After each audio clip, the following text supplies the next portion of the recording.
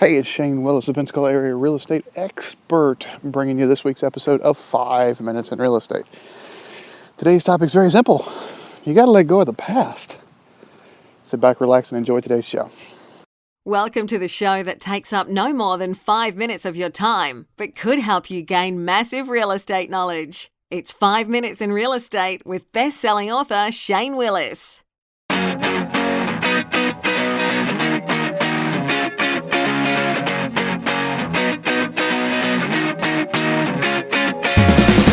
All right, so today I wanted to talk to you about a experience I had this past week. We got another Saturday show here. These are starting to become a trend. I think it's because I just like to get out and walk and talk and get my thoughts out on Saturday. So since we got a platform, hey, we're going to use it. But I read a blog post early this past week from Tony Robbins, and he was talking about letting go of the past. And then it was funny. It was almost like it was put in my path to prep me for one of my appointments this past week.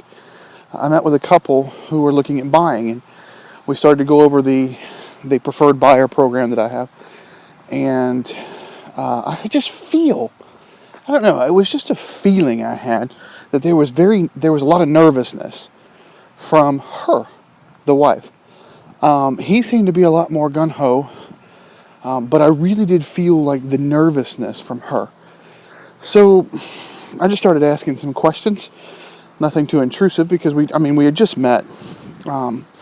These guys had come to me online, had been referred to me, but we had not, I don't know them all that well, so I was just asking a couple of questions. Come to find out, they had a foreclosure, and they lost pretty much their dream home in 2009. They're just now, it's 2017. So 8 years later, they're just now at a point where they're ready to meet with a real estate agent to even consider the possibility of buying another house. And as I got to talking with them, I found out that there was just a mental block.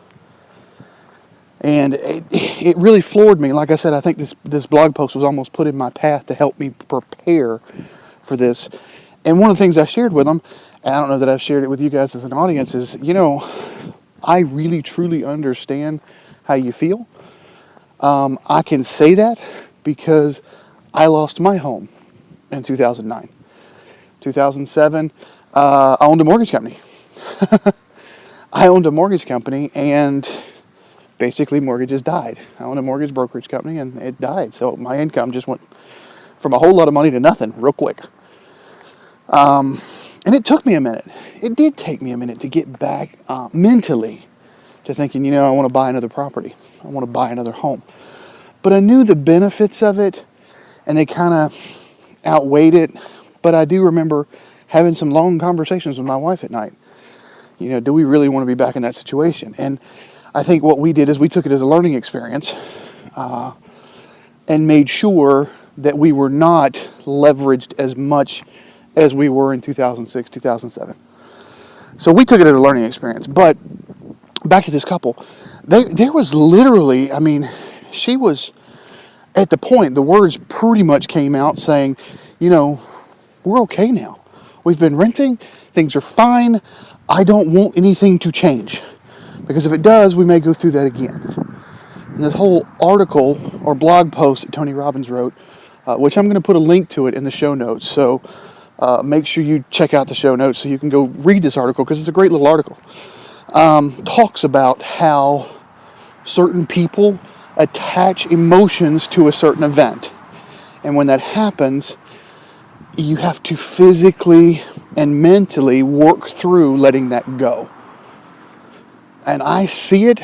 It took me, I think, the meeting was scheduled for about 40 minutes because it was not a long meeting. I think it wound up being about 2.5 hours. Because I could see the hurt in both their eyes, really, but mainly in hers. And I just needed to let her understand that, hey, I really know how you feel. I was there. I have done that before. But let me show you why we've got to let that emotion go and let's make smarter decisions this round. So I wonder how many people out there think they're all alone because they had a foreclosure or a short sale on their credit. And so now they're worried about buying a house ever again. And they think, well, I'm all alone. I'm here to tell you, you're probably half of America. I don't know the true statistics on those, but I'll be honest, I know I'm part of that group. And I wound up using my VA loan to buy my next home. I didn't use it to buy the one that got foreclosed on, but I did buy my next home with my VA loan, which is a government-backed loan, which is one of the harder ones to get via credit-wise. But I knew that even with the largest crash of my generation, largest economic crash of my generation, that owning real estate is still the smartest investment and the fastest way to wealth. But you got to let go of that emotion from the past. That past has happened. I'm not saying don't learn from it. I'm just saying you've got to let go if there's emotion attached to something like that happened. All right, that's all I got from you now. If you have not subscribed to our emails, which the link to the blog post from Tony Robbins is definitely going to be in the email. If you haven't subscribed to our emails yet, go to 5minutesinrealestate.com. That's 5minutesinrealestate.com. The other two things I always ask every time, if you haven't shot over to iTunes yet and subscribed to the podcast, please do that today. And finally, if this episode provided value, or any of my other episodes have provided value for you, I'm going to ask you to share them on social media. I don't ask for payment. I do ask for you to share them on social media. Thanks for listening. Have a great weekend.